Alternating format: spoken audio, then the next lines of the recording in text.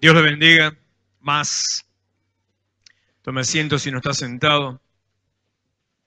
Y acá entro en lo mismo que estaba diciendo la pastora, en la importancia de la fe. Se empiezan a generar cambios en el mundo espiritual que traen una repercusión en el mundo natural, o sea, los cambios espirituales, los cambios en el aire, por decir de cierta manera, empiezan a verse reflejados y traen un resultado en lo normal, en lo cotidiano. Eso empieza a pasar en cada lugar y en las vidas y en las familias. Dios está obrando, aunque en el momento no se vea nada. No sé por qué, pero hoy es un día extraño en ese sentido, porque bueno, yo esto ya se lo conté muchas veces y lo vuelvo a decir hoy. Nunca tenemos con la pastora un acuerdo de ni lo que va a compartir cuando habla de la ofrenda, ni de la prédica, nada. O sea, ninguno sabe qué es lo que va a hablar el otro, nunca. Ni nos hablamos, mira. Y, y sin embargo, un sentir muy fuerte desde hace unas horas en este día sobre la importancia de la fe. Fíjese qué cosa extraña, ¿no? Porque pareciera ser que es algo ya sobreentendido. Para muchos de nosotros debería ser algo obvio, lógico, por supuesto. Sin fe no se puede. Y sin embargo, el sentir de corazón de Dios es que no entendemos nada respecto de lo que es la fe.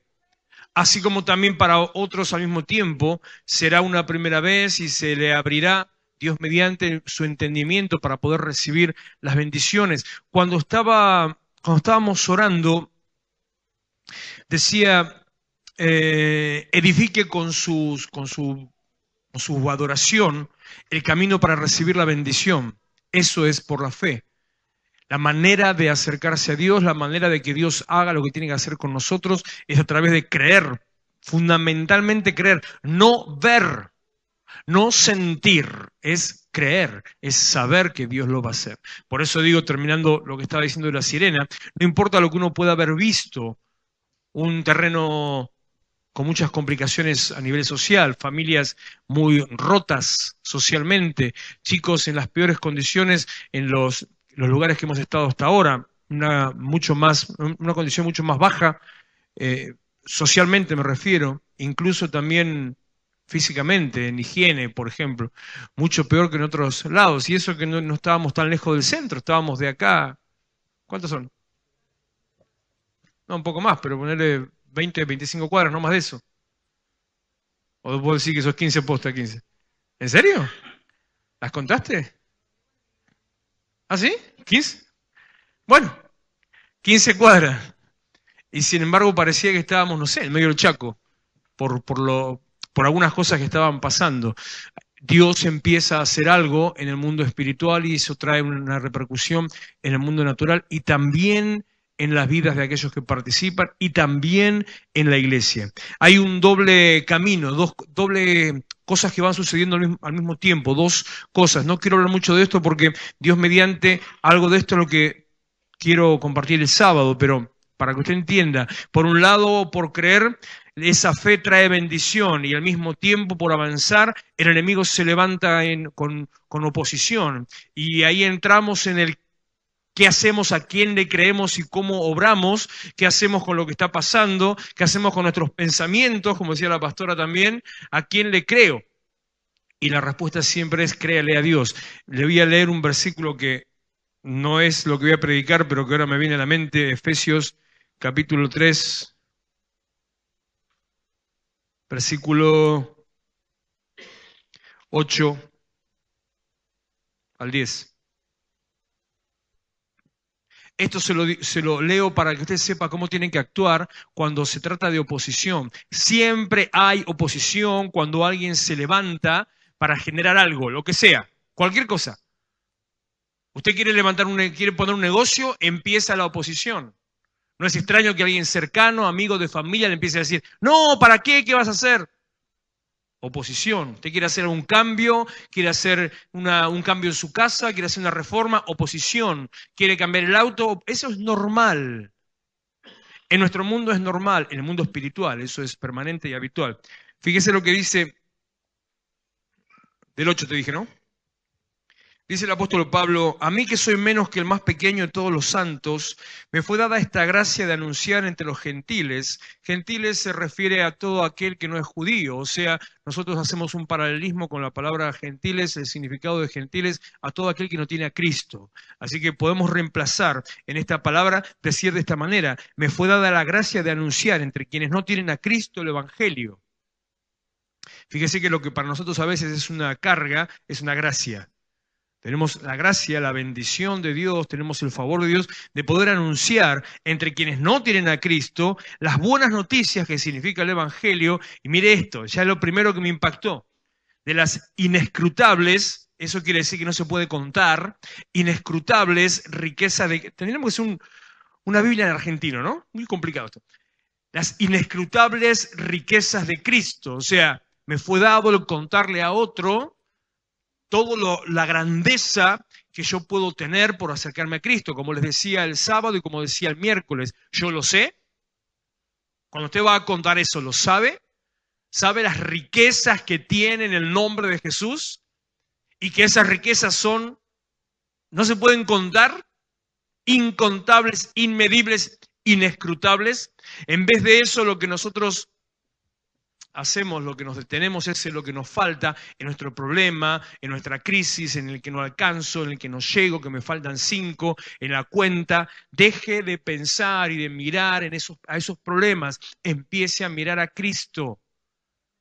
Empiece a mirar a Cristo. Empecemos a vivir como cristianos, por favor.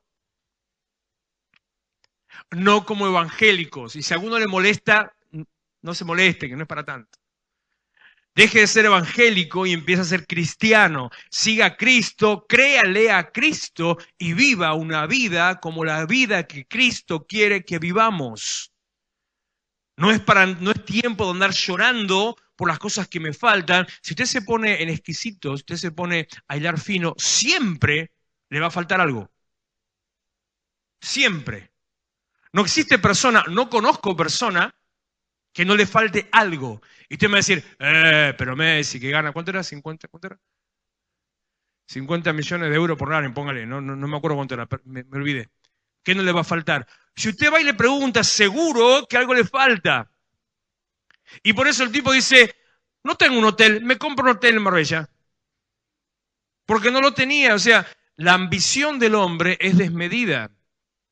Siempre algo nos falta. Deje de mirar lo que le falta, empiece a mirar lo que tiene. Y lo que tiene es, es como que le hubieran dado un cheque en blanco. Inescrutables riquezas de Cristo. Seguí, Iván, por favor.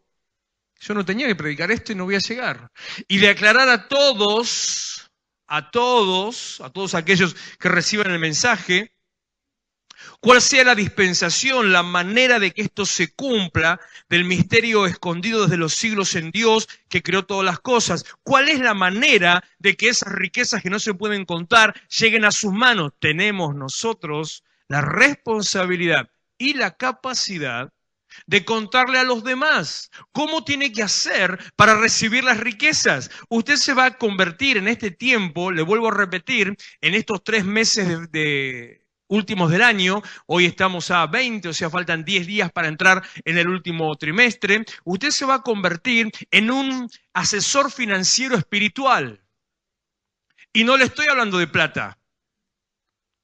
Cómo tiene que invertir, qué tiene que hacer, que si pone plazo fijo, que si compra dólares, que si pone las... Ahora está de moda las LEVAC. ¿Escuchó usted hablar de las LEVAC? No la escuchó nunca. Bueno, ahora está de moda, es moda.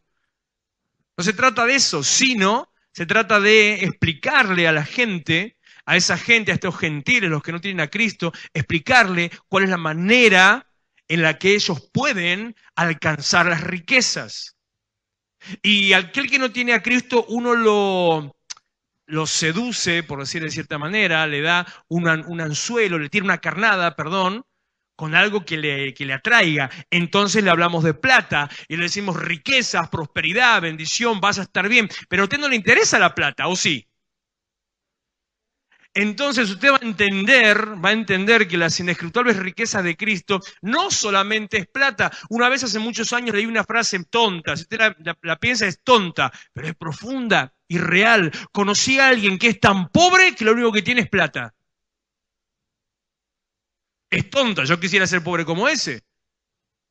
Pero la profundidad es real. Vuelvo a decir, por mucho que tenga, lo que tenga, si no tiene el corazón pleno, lleno, no le alcanza, no le sirve nada. Usted va a entender entonces que las inescrutables riquezas, decía, no se trata solo de plata, sino de, primero, paz. Segundo, bendición. Tercero, armonía. Y cuarto, pero en un sentido bien entendido, prosperidad. ¿Sabe qué significa prosperidad? Cuando usted le hable a otro, dígale, hágale creer que habla de plata nada más. Pero prosperidad, ¿sabe qué significa? Bien simple, se lo voy a explicar. Alcanzar lo que espera. Lo que sea. Es el cumplimiento de 4:19 de Filipenses. 4:19. Mi Dios pues suplirá todo lo que le falta. Todo. ¿Qué te falta? Todo lo que te falta. ¿Te falta un auto? Un auto. ¿Te falta un novio? Un novio. Todo lo que te falta por sus riquezas en gloria. Eso es la prosperidad. Alcanzar, avanzar ir hacia aquello que yo espero. Lo que sea que a usted le falta, lo que sea que usted espera, lo que quiere recibir, lo va a tener. Esas son las 4 cosas que involucran las inescrutables riquezas de Cristo. Versículo, me quedé en el 9. Y de aclararle a los demás cuál es la manera, cuál sea la dispensación del misterio escondido. Digo, ¿por qué escribe tan raro este Pablo? Dispensación del misterio escondido significa cuál es la manera de poder alcanzar, de que eso se aplique, de que se manifieste en su vida de las riquezas de la gracia de Cristo. Versículo 10. Para que la multiforme sabiduría de Dios, y pensar que lo que quería decir era esto nomás, para que la multiforme sabiduría de Dios sea ahora dada a conocer, y ahí me detengo. Ahí yo pondría unas comas para resaltar la frase. Sea dada a conocer por medio de la iglesia, o sea, que la iglesia tiene, primero, capacidad y responsabilidad de que los otros entiendan cuál es la riqueza de Cristo y que está a su alcance. Que tenemos la capacidad y responsabilidad de que la gente que no tiene a Cristo, el que vive en pobreza espiritual, de que vive seco y vacío, sepa que lo que necesita es a Cristo y no plata, lo que necesita es a Cristo y no una pareja, necesita a Cristo y no un gobernante que sea del color que a usted le guste. No solamente eso, sino que la iglesia tiene la responsabilidad y la capacidad a través nuestro de dar a conocer a los principados y potestades en los lugares celestiales. Andá al 11 a ver si hay algo más que no me acuerdo. No, volvé. Dar a conocer la sabiduría de Dios, nosotros, a los principados y potestades en los lugares celestiales. ¿Por qué le quería decir esto? Cuando usted se encuentra ante la duda de a quién le hace caso, si a la fe que le está diciendo que va a recibir lo que Dios le dijo que le da cuando usted avanza, o si a la oposición que le viene a decir te va a ir mal, vas a tener problema, no te va a alcanzar, vas a tener crisis. ¿A quién le va a creer? Usted tiene que creerle siempre a Dios. Una demostración más a través de la palabra que los demonios, las fuerzas espirituales de maldad, principados y potestades no tienen ni 5 de importancia, de poder, de autoridad, ni nada. No tiene la capacidad de sacarlo del foco. Bueno, sí, si usted le cree. No tiene el poder de distraerlo. Bueno, sí, si le presta atención. Calma, Marce, calma. Tranquilo. Ahora sí me voy un poco más teológico en el mismo punto. No tiene la autoridad espiritual para generar un efecto en nosotros que cambie nuestro destino, el que fue determinado por Cristo, por su pensamiento y por el decreto de Dios. ¿Lo entendió? Esto es más teológico. Así ya, lo otro era medio un juego de palabras. No tienen los principados y potestades la capacidad de hacer que usted pierda lo que Dios le dio, ni de ponerlo en una situación de peligro. El demonio, el diablo o el nombre que usted le quiera poner, no vale nada. El Señor nos puso a nosotros, iglesia, en posición de enseñarle quién es Dios. A la gente que no lo conoce, a los gentiles que decía el texto, a aquellos que no saben de Cristo, y a los demonios y a las potestades espirituales. Mire, el mundo profético tiene que ver con cumplimiento de las profecías, gira alrededor de Israel. Si a alguno le interesa un poco el tema, capaz que alguna vez leyó o escuchó algo de esto, es algo aburrido para hablar, pero me es necesario comentarle esto. Gira en torno a Israel. Israel es el reloj profético del mundo. Jesús le dijo a la gente, le dijo: cuando vean que la higuera está verde, ya saben que el tiempo está cerca. Eso era un primer anuncio de que la higuera representa a Israel, la menorá, que es el escudo, podríamos decir, el escudo simbólico de Israel, tiene forma de higuera, y Jesús habla de higuera cuando habla de Israel y las naciones, y de las ramas, y bueno, todo eso. Le dije que era medio aburrido. Está diciendo que usted mira a Israel, y lo que le pasa a Israel, conforme lo que la Biblia dice que le va a pasar, es la señal, es el reloj, es el termómetro que usted le va a decir: mire lo que va a pasar en el mundo ahora. Israel es el reloj profético de los tiempos. Por eso fue muy importante. Algunos no le daban el 5 de importancia, algunos cortos de visión solamente se limitaban a un impacto económico, político, con la visita del primer ministro de Israel la semana pasada. No sé si usted está enterado que vino el primer ministro de Israel a Argentina. La primera vez en la historia. Israel tiene casi 70 años de existencia como nación, en sus casi 69 en realidad. En sus 69 años de existencia, nunca un gobernante de Israel vino a Argentina. Es la primera vez en la historia. Estados Unidos, que será todo lo que quiera, usted podrá decir a Estados Unidos lo que son, no sé, conquistadores, que son avasalladores, que se llevan el mundo por delante, que se creen lo mejor del mundo, todo lo que quiera. Y seguramente en todo lo que piense tiene razón. Pero hay algo que no son: es tontos. No solo que no son tontos, sino que, aunque es un país alejado de Dios, está edificado en Dios. Sus columnas y sus bases están en Cristo. La Constitución americana habla de Dios. El dólar, el billete, tiene a Dios escrito, puesto así, en un símbolo, en un dibujo. En todo tiempo, el nombre y la palabra de Dios está vigente, mucho más que entre nosotros. Edificados sobre la palabra de Dios, aunque se hayan alejado, ellos le dan muchísima importancia a Israel. Es el país, Estados Unidos, el país con quien más relación tiene a nivel económico, a nivel político, a nivel de seguridad, en inversiones, en cuidado, y al que más sostiene y ayuda es a Israel. ¿Sabe por qué? Porque Israel es el reloj profético del mundo. Ahora, al mismo tiempo que Israel es el reloj profético del mundo, la Biblia dice en el libro de Romanos que la iglesia, usted y yo, somos el Israel espiritual. Lo dice en otras palabras, yo se lo explico ahora. Somos los descendientes de Abraham, herencia de Abraham, quien somos los herederos de la promesa. Recibimos la herencia de Abraham y recibimos las bendiciones que tiene Abraham. Somos el Israel espiritual. Del mismo modo que Israel es el reloj profético del mundo, la iglesia es el reloj profético del lugar donde nosotros estamos. La iglesia es la cabeza y la autoridad sobre los principados y potestades. La iglesia es la que tiene la autoridad sobre los dominios y gobiernos. La iglesia es la que tiene el entendimiento y la capacidad para cambiar el destino de aquellos que no lo conocen y de aquellos que lo conocemos.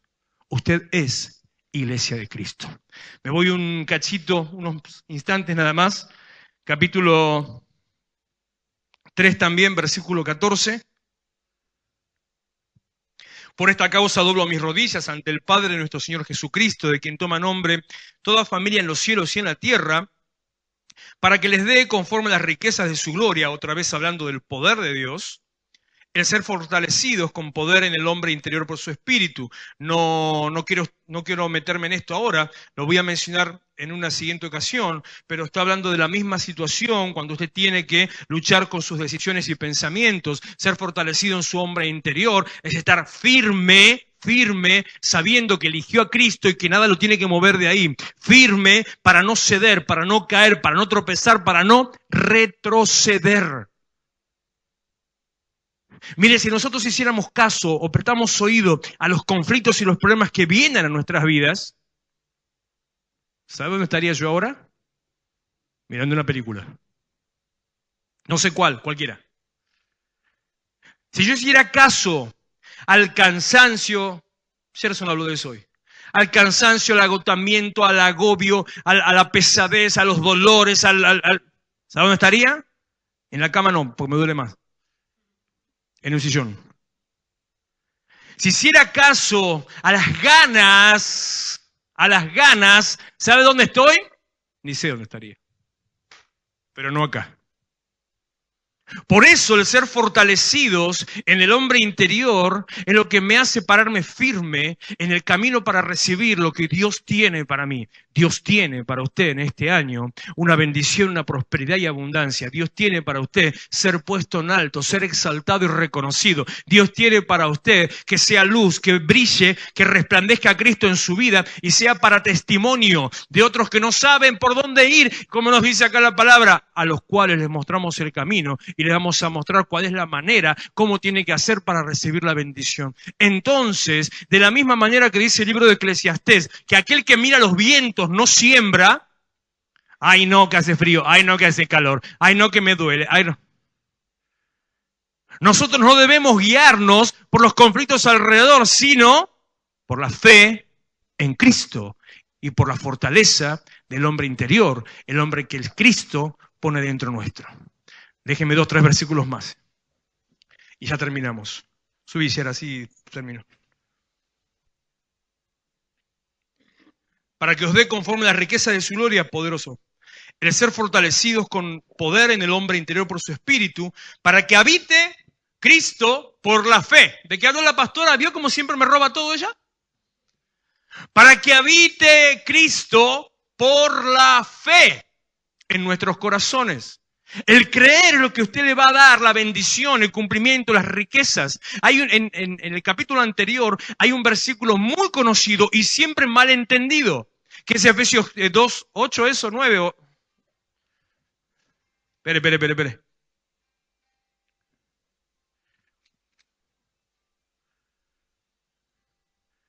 2:8. Ponelo y volvemos acá, Iván, después.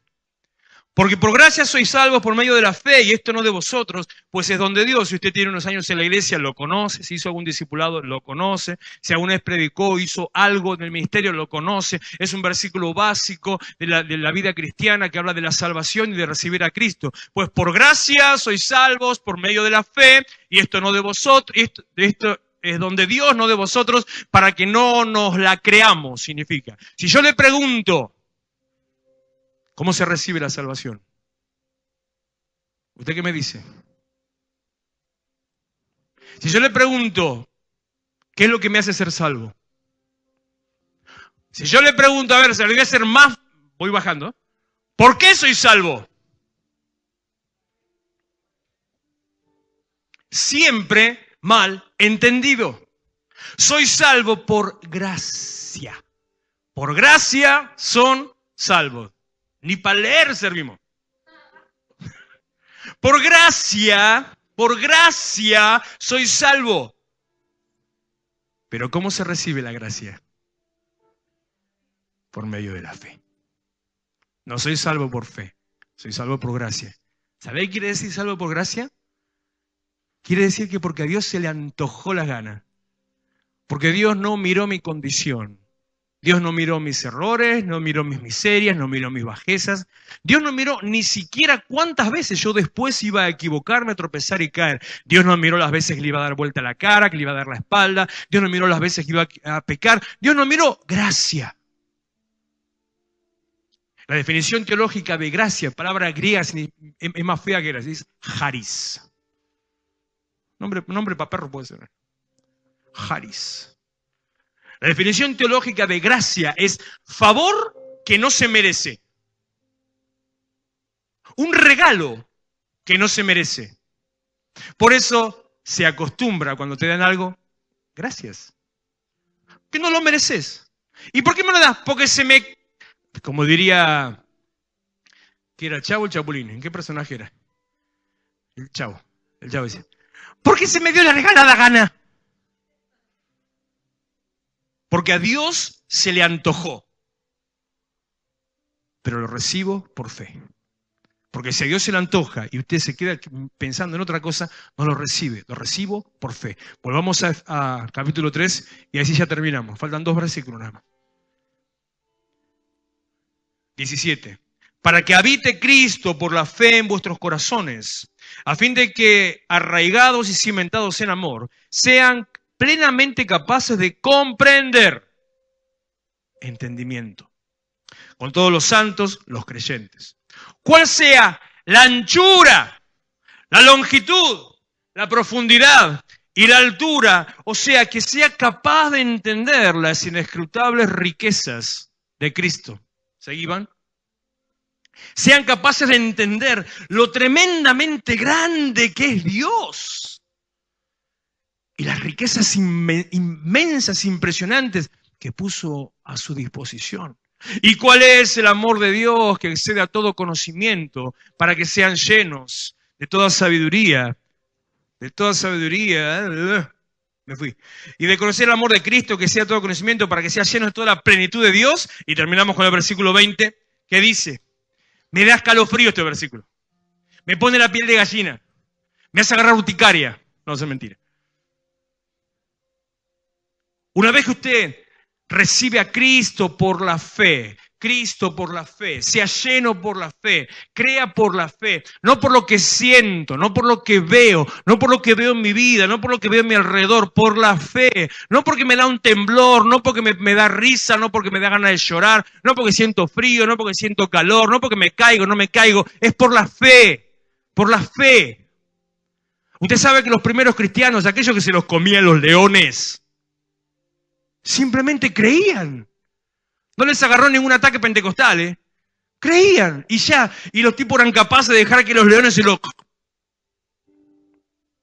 Ahora, como me dijo hoy uno, pues acá hay uno que son malos acá.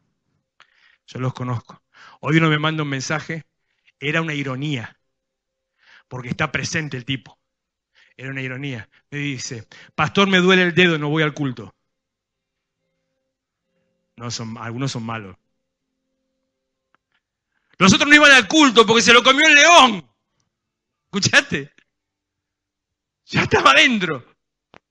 Cuando usted por la fe recibe, cree, entiende y entonces puede entender la grandeza de lo que Dios puede hacer con su vida, entonces de golpe, para cerrarla de broche, Pablo lo dice de esta manera, ya cerrando la carta, terminando la carta, dice, bueno, vamos a darle gloria a Dios. Pero en vez de decirle, dele la gloria a Dios, mire lo que dice. Y aquel que es poderoso, ¿para qué? Para hacer todas las cosas mucho más abundantemente de lo que pedimos o entendemos, o sea, mucho más de lo que usted es capaz de creer y de ver, mucho más de lo que usted es capaz de pensar, incluso después de haber entendido cuál es la anchura, la altura, la longitud, ¿qué me falta? La profundidad. Incluso después de haber entendido cuáles son las inescrutables riquezas de su gracia, las inescrutables riquezas de Cristo. Cuando diga, wow, entendí. Si yo le quisiera, si fuera más malo de lo que soy, y le quisiera preguntar, ¿entendés cuán grande es Dios? Va a decir, sí. ¿Cuánto? No sé. ¿Cómo me lo explica? Es grande. Cuán grande es Dios. Así, grande. ¿Qué sé yo? Es así. Incluso una vez que llega a ese punto de entender, ahí dice Pablo, mucho más abundantemente de lo que estás llegando a entender ahora. Llegaste a la iglesia hoy solamente pensando que no podías pagar la boleta de la luz. Te encontraste con la sorpresa de que Dios te puede Dios te puede pagar la boleta de la luz. Y cuando lo creíste, ahora entendés que no solamente la boleta de la luz, sino que también te va a pagar la del gas. Mucho más abundantemente de lo que pedimos o entendemos, y acá viene el final, el detonante, según el poder que obra en nosotros. El hombre interior fortalecido por el Espíritu es el que le hace recibir la bendición, la prosperidad y el cumplimiento de las promesas. Es el mismo que le lleva a aclarar a otros para que entiendan cuál es la grandeza y el poder de Dios. Póngase de pie, por favor.